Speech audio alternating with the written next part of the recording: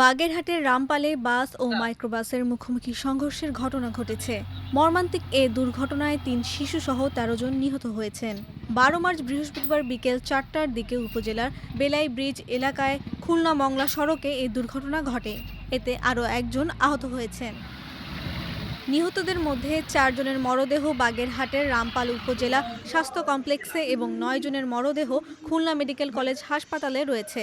আহতদের Khulna medical college হাসপাতালে ভর্তি করা হয়েছে।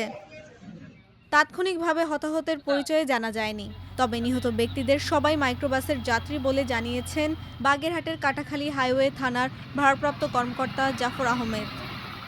প্রত্যক্ষদর্শীদের কয়েকজন জানান, মংলা থেকে ছেড়ে আসা বাসটি বেলাই ব্রিজ এলাকায় পৌঁছালে বিপরীত দিক থেকে আসা মোংলাগামী মাইক্রোবাসটির সঙ্গে মুখোমুখি সংঘর্ষ হয়। এতে উভয় গাড়ির সামনের অংশ দুমড়ে মুচড়ে যায়। ঘটনাস্থলে কয়েকজন নিহত হন। গুরুতর আহতদের বিভিন্ন হাসপাতালে নেওয়া হয়। নিহতদের একজন মাইক্রোবাসের চালক, অন্যরা সবাই একই পরিবারের সদস্য। তারা নড়াইলে একটি বিয়ের অনুষ্ঠান থেকে ফেরার পথে এই দুর্ঘটনার মুখে পড়েন।